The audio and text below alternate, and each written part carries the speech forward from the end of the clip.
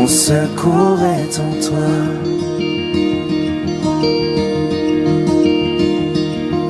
Je lève les yeux vers les hauts sommets. Toi seul est mon Dieu. Je proclamerai, toi seul est ma force, toi seul me... Bien-aimés dans le Seigneur, vous tous nos fidèles téléspectateurs, recevez les bénédictions de la part de Dieu au nom puissant de Jésus-Christ.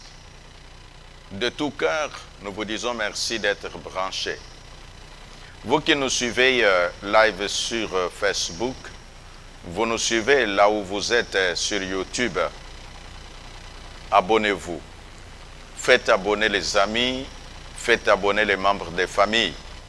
Et le Seigneur notre Dieu vous bénira certainement. En parlant ce jour, le thème que nous annonçons s'intitule « Pourquoi pas moi et maintenant ?» Pourquoi pas moi et maintenant? C'est une question. Je veux que le long de cette émission, que tu suives très bien cette question et que tu te places dans le contexte de ce que la Bible a enseigné. Notre lecture biblique va aller dans le livre de Jacques. Nous prenons le chapitre 5, le verset 17 et le verset 18e. Nous lisons: cet homme Jacques, apôtre de Jésus-Christ, dit: Élie était un homme de la même nature que nous. Il a prié avec insistance pour qu'il ne pleuve pas et il n'est pas tombé de pluie sur la terre pendant 3 ans et 6 mois. Puis il a de nouveau prié et le ciel a donné de la pluie et la terre a produit son fruit. Le ciel a donné de la pluie et la terre a produit son fruit. Pourquoi pas moi et maintenant? La question, c'est parce que de temps à autre, quand nous lisons la parole de Dieu, nous nous disons, mais l'Éternel a fait des choses avec les gens d'autrefois.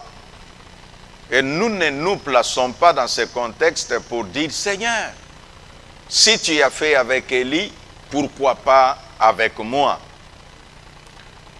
En parlant de cela, n'est pas un lien avec la comparaison, comme qui dirait que par son message, je te pousse à te comparer à Élie. Ce n'est pas ça notre pensée. La pensée, c'est de dire que, j'aime donner cet exemple, si devant un magasin, il y a un échantillon, cela signifie qu'à l'intérieur, il y a les marchandises de la même espèce que ce qui a été exposé en échantillon. Si l'Éternel nous a donné la Bible, que nous disons la parole de Dieu, et là-dedans, il a placé certaines personnes comme des échantillons, c'est une façon de nous dire à nous tous que dans le magasin de Dieu, ce n'est pas terminé. C'est ainsi notre émission intitulée « L'Éternel mon secours » nous permet de comprendre que le Dieu du ciel veut que nous puissions obtenir le même secours que les gens d'autrefois avaient obtenu. Je ne saurais pas avancer sans vous rappeler ce que nous nous sommes dit la fois passée. Nous avons parlé concrètement de l'aspect lié au pasteur et la politique, ou en d'autres termes, le chrétien et la politique. Généralement, il y a des gens qui trouvent des excuses en disant Et l'okwezakobuma, ce qui dérange, les choses qui perturbent parfois les hommes de Dieu, c'est leur connexion avec la politique ou leur connexion avec les hommes politiques. Et ici, moi, je vais dire que je ne suis pas tellement de cet avis parce que je ne vais pas m'accorder en fonction de ce que nous voyons, mais je vais m'accorder en fonction de ce que la parole de Dieu nous enseigne. Ce n'est pas seulement nous d'aujourd'hui, ou toi qui m'écoutes, qui a des contacts avec des hommes politiques, mais il y a eu des gens qui avaient de grands contacts avec des hommes politiques. Il y a eu des gens qui étaient élevés en position hautement placée de la politique et ils ont demeuré des enfants de Dieu et ils ont continué à avoir une vie de prière régulière et une vie de prière adaptée.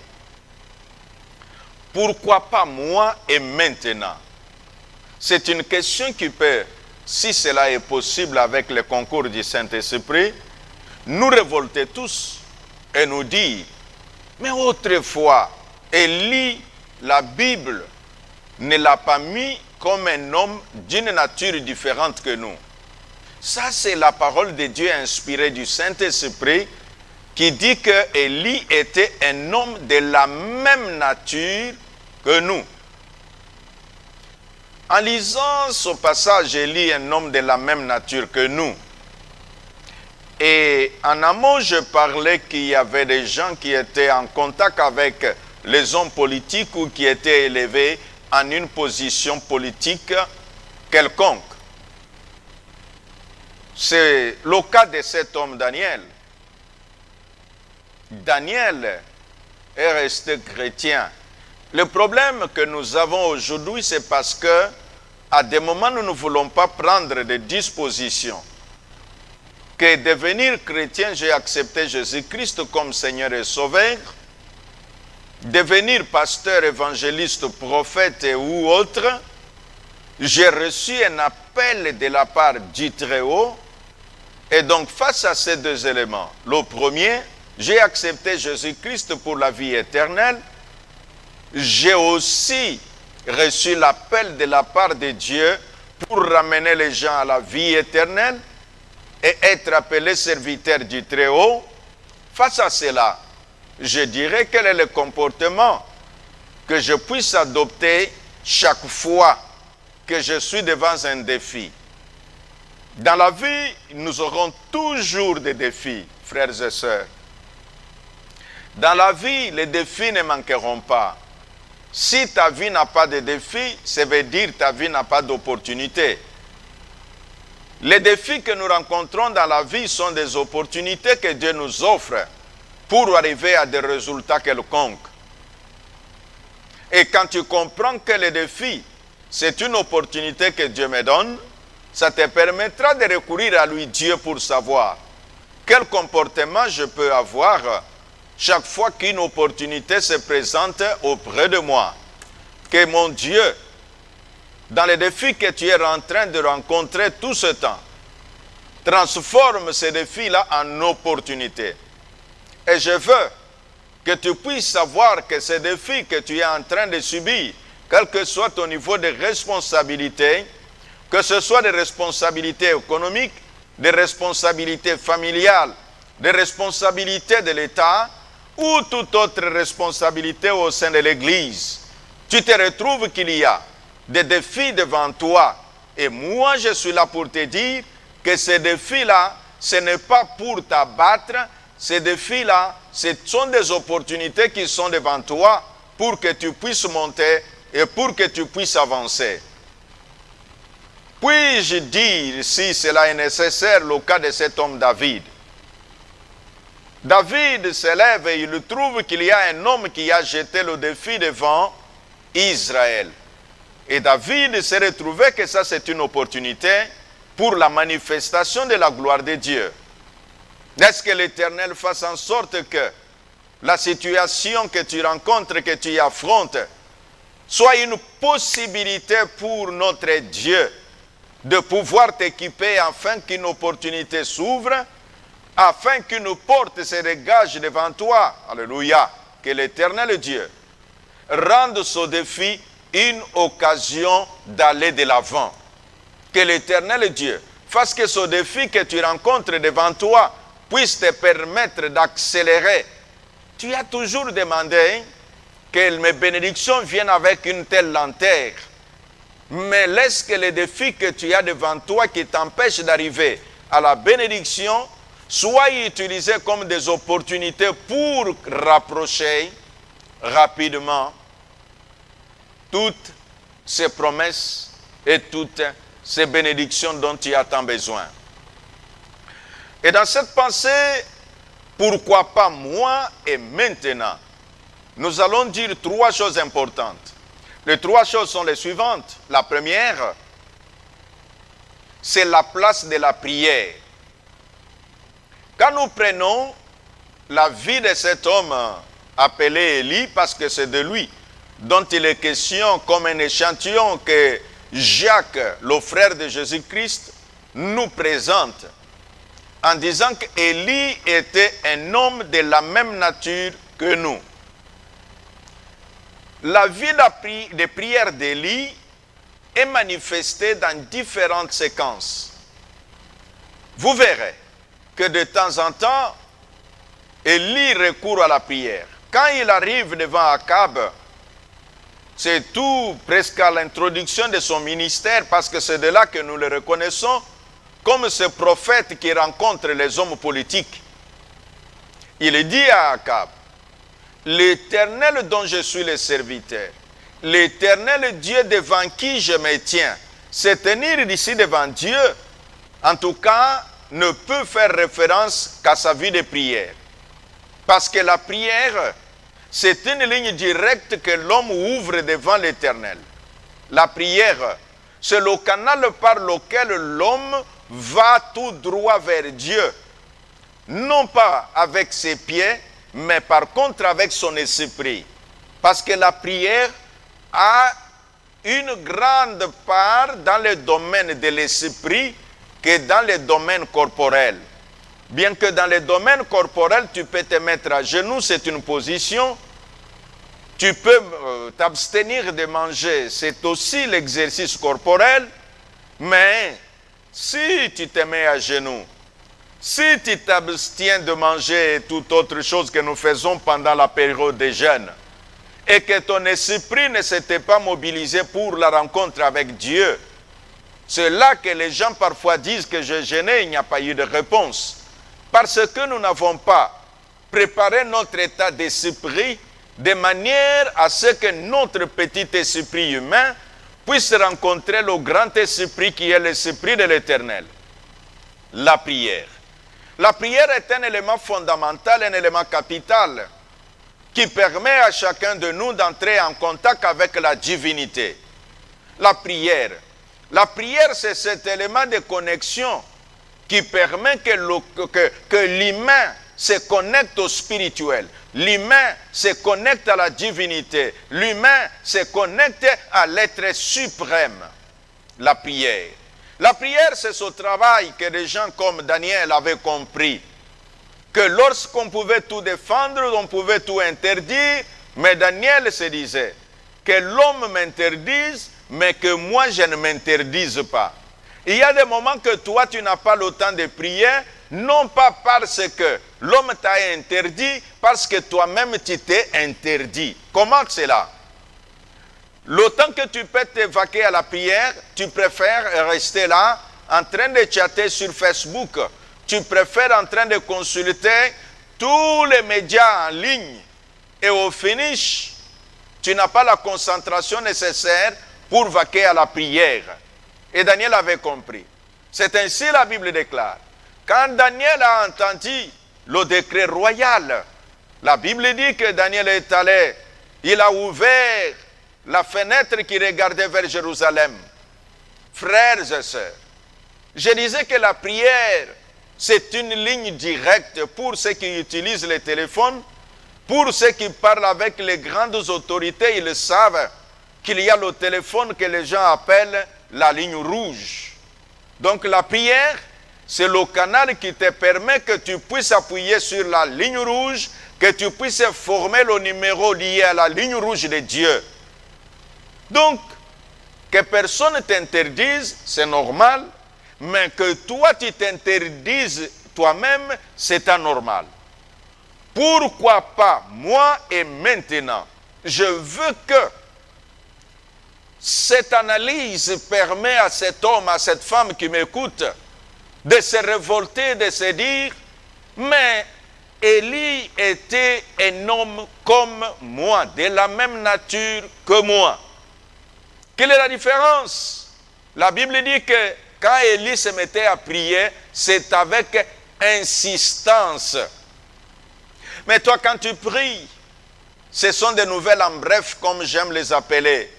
Quelqu'un déjà se met à prier, il dit, oh mon Dieu, qu'est-ce que je te dirai? Tu connais tout. Avant que je n'ouvre la bouche, tu connais déjà ce que je dirai. Seigneur, tu connais toutes choses, je me remets à toi. Mais tu n'as rien dit.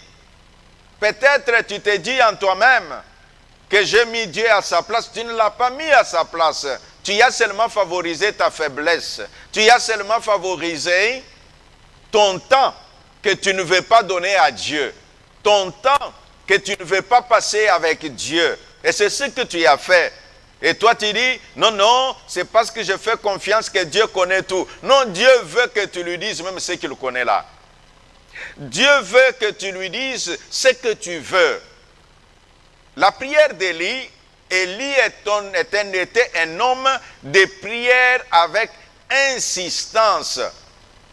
Je vais vous dire, quand ce passage dit, il pria, il n'y a pas eu de pluie, il pria et la pluie revint.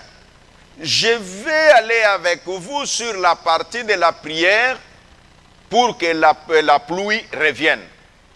Et je parle bien d'une prière avec insistance. Il a insisté sur quoi? Quand on insiste, on ne change pas de sujet. Quand on insiste, on est sur le même sujet-là et on y revient plusieurs fois. C'est ça l'insistance. Et c'est ce que faisait Élie. Quand nous prenons la Bible, à l'époque d'Élie, le moment qu'il est monté à la montagne, au mont Carmel pour prier, la Bible dit, il envoya son serviteur pour voir du côté de l'Orient, qu'est-ce que tu observes? Son serviteur est allé. Il est retourné en lui disant qu'il n'y a rien. Et Élie n'a pas quitté là-bas. Si toi et moi, tu pouvais envoyer quelqu'un pour observer là où tu avais envoyé le dossier. Tu pouvais observer là où tu avais envoyé un message et qu'il n'y a rien. Je crois que tu aurais pu abandonner. La Bible nous dit que le serviteur est allé plusieurs fois, pas une seule fois. Voilà l'insistance. Peut-être tu me diras, quel jeûne je n'ai pas fait? Continue de le faire. Continue d'insister, continue de persévérer. Cet homme Élie en verra encore une fois. Et le serviteur lui dit, cette fois-ci, j'ai vu un nuage qui est semblable à la paume de la main. Écoutez, celui qui a entendu que la pluie va bientôt venir, ne quitte pas le lieu de la prière. Il dit à son serviteur, va dire à Akab qu'il quitte et qu'il rentre, s'il traîne, la pluie va l'atteindre. Mais lui qui dit à Akab de quitter, mais lui ne quitte pas la montagne et il est toujours à genoux. Combien de fois tu as reçu des prophéties? J'ai vu en songe que Dieu me bénissait. Et tu as dit seulement, Amen, gloire à Dieu. Et c'est terminé et tu es allé te promener. Non, tu n'as pas insisté. Utilise cette prophétie-là. Ramène ça devant Dieu. Oui, Seigneur, j'ai vu dans mon rêve qu'on me remettait l'argent. Je ne veux pas que ça puisse être un rêve pour me distraire. J'ai vu dans mon rêve que j'avais une promotion. Je ne veux pas que cela demeure sans solution. J'ai vu dans mon rêve qu'il y avait 1, 2, 3. Donc tu dis des choses que tu as vues, des choses que tu as reçues par prophétie ou par message, que ce soit en vision. Tu pries là-dessus. C'est ce que je pense, ce qu'Élie faisait. Son serviteur lui a dit qu'il y a une paume de la main.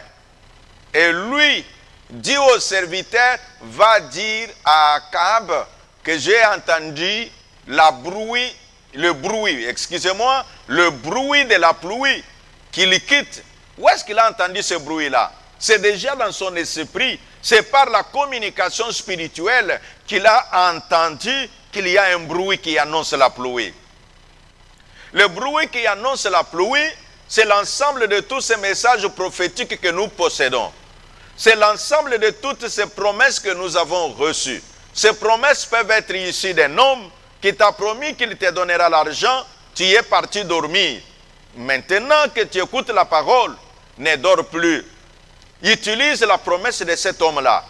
Tu dis à Dieu, mon Dieu, la promesse que tel homme m'a faite, que ce soit une promesse de mariage, que ce soit une promesse de promotion, que ce soit une promesse de telle ou telle autre chose, tu dis à l'Éternel que toutes ces choses sont des promesses et j'aimerais que l'Éternel, notre Dieu, fasse en sorte que ces promesses deviennent de réalité.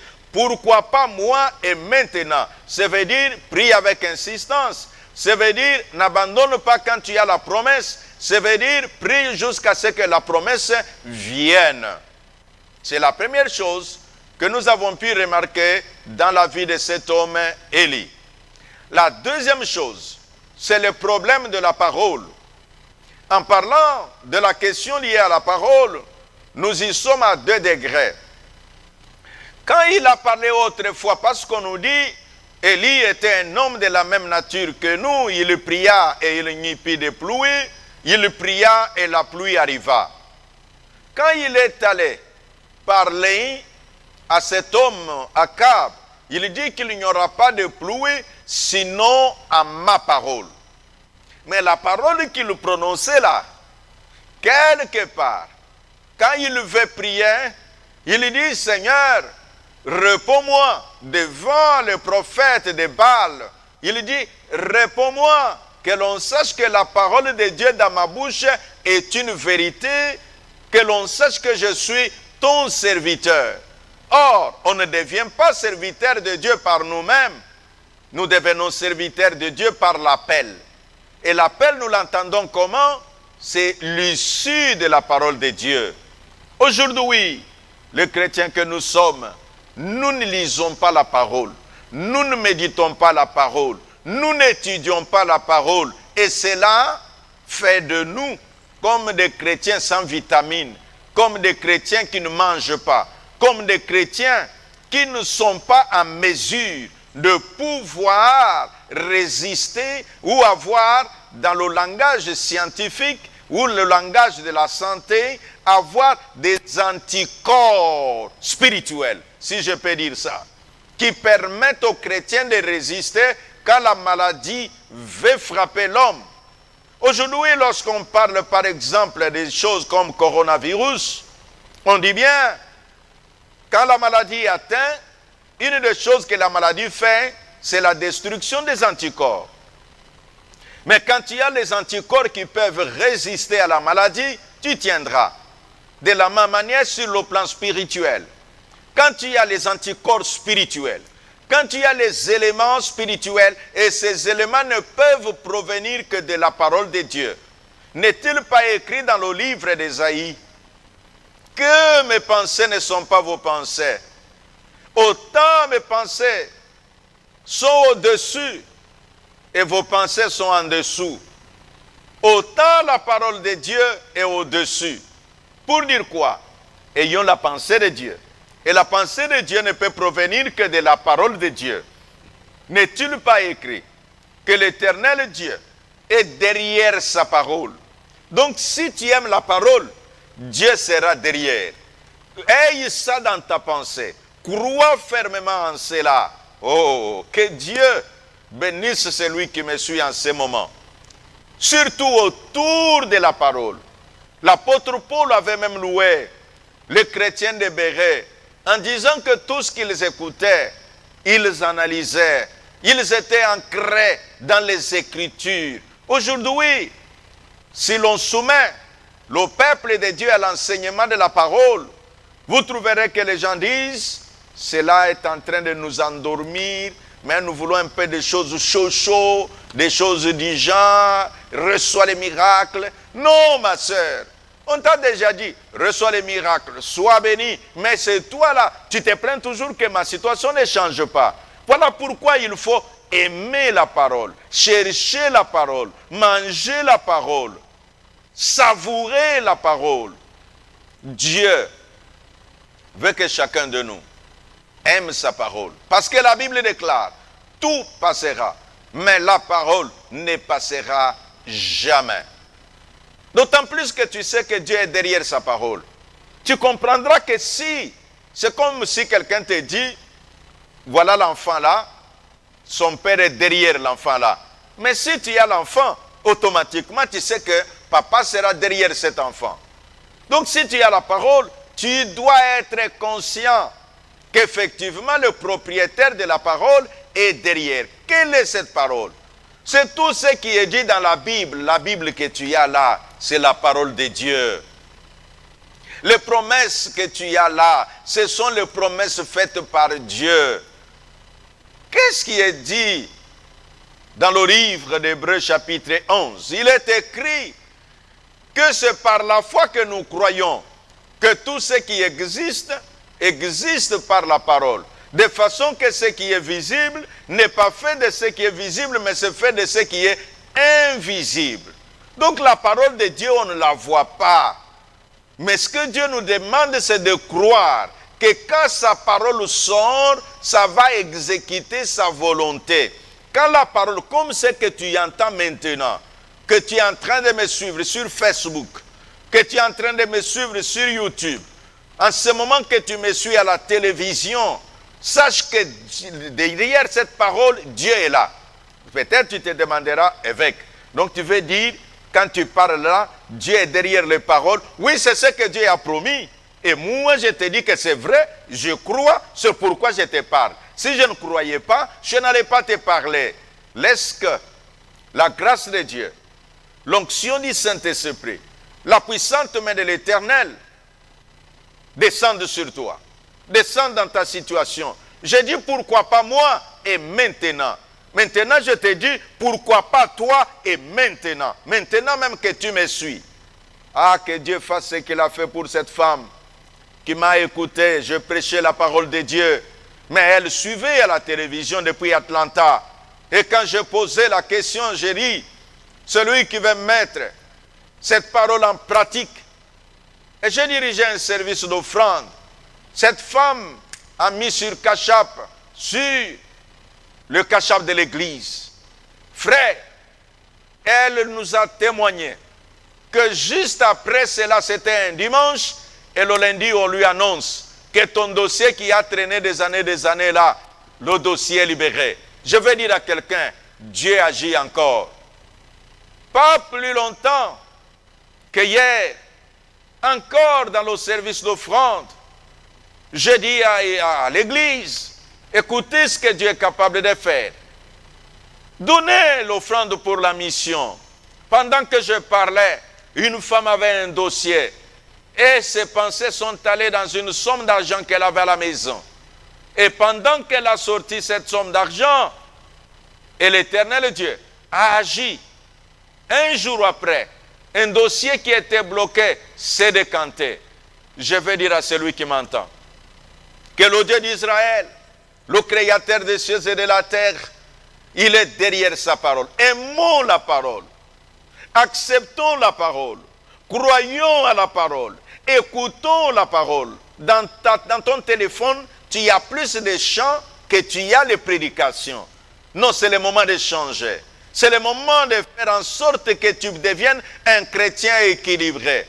C'est bien que tu écouteras les chants, mais c'est aussi mieux que tu écouteras la parole. Parce que cette parole va relever ton moral. Parce que cette parole va créer de nouvelles possibilités dans ta vie. C'est la deuxième chose que nous constatons dans la vie de cet homme Élie, la parole de Dieu. Ce que tu dis, est-ce que tu dis ce que les gens t'ont dit ou tu répètes ce que Dieu a dit? Répète ça. Même si les choses ne changent pas, continue de répéter. Moïse a répété la parole de Dieu, que Dieu lui disait là. Il a répété ça plusieurs fois, jusqu'à 10 fois. 10 fois parce que nous parlons là des 10 plaies. Il arrive, l'Éternel Dieu a dit, laisse partir l'Israël mon serviteur. Et la situation ne changeait pas. Si vous lisez la Bible à la 5e fois, il vous laisse se décourager. Heureusement, il a persévéré. Voilà, comme nous l'avons dit pour la prière, il faut persister. Nous disons également pour la parole, il faut y aller avec persistance. Troisième élément, c'est l'état d'esprit. Ton état d'esprit, ta façon d'agir, tes convictions. À des moments, nous faisons des choses sans conviction. Quelqu'un prie sans conviction. Quelqu'un lit la parole de Dieu sans conviction. Le prédicateur prêche sans conviction. Non, Élie était un homme de conviction. Pour montrer sa conviction ou ses convictions au pluriel, il a dit à cet homme, le roi Akab, que quitte parce que si tu traînes, la pluie va t'atteindre. Il était tellement convaincu que ce qu'il a dit arrivera. N'est-ce pas, il y a un penseur qui a dit, les fortes convictions font de fortes personnalités. Si tu es un homme de conviction, ça va forger en toi une forte personnalité. Que le Dieu de l'Éternel fasse que son message que tu entends, que tu puisses devenir une femme de conviction et un homme de conviction. Parce qu'il est écrit que la parole de Dieu vient pour convaincre. Donc si tu n'es pas convaincu par la parole de Dieu, quoi d'autre qui va te convaincre? Je ne pense pas. Voilà pourquoi, frères et sœurs, pourquoi pas moi et maintenant? Pourquoi pas toi et maintenant? C'est le message que nous avions en disant qu'Élie était un homme de la même nature que nous. Et en sommaire, nous disons 3 éléments qu'on a décortiqués dans notre message de ce jour. Le premier, Élie était un homme de prière. La deuxième, Élie était un homme de parole. Il parlait plus de la parole de Dieu que de ses propres pensées. Troisièmement, Élie était un homme de forte conviction. C'est par ces paroles que j'aimerais prononcer une prière pour toi. Pourquoi pas toi et maintenant? Pourquoi pas moi et maintenant? Que la main de l'Éternel, notre Dieu, te touche là où tu es. Si Dieu a touché les gens d'autrefois, pourquoi pas toi maintenant?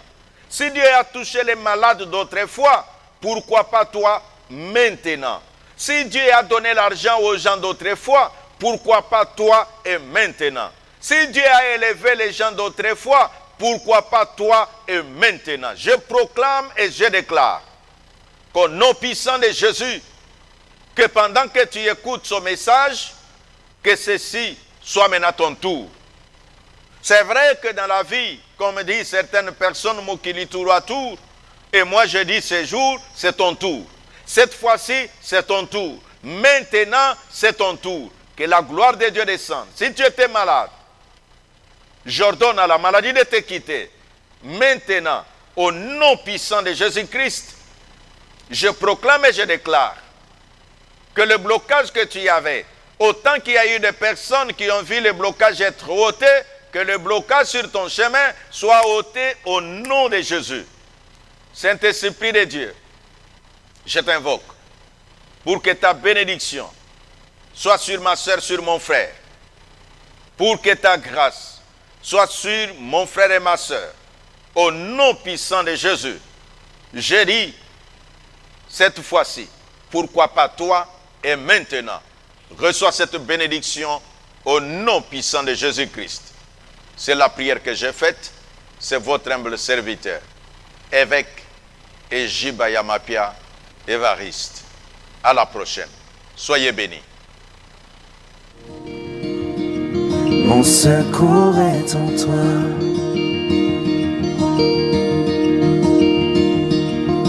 Je lève les yeux vers les hauts sommets. Toi seul est mon Dieu. Je proclamerai. Toi seul est ma force. Toi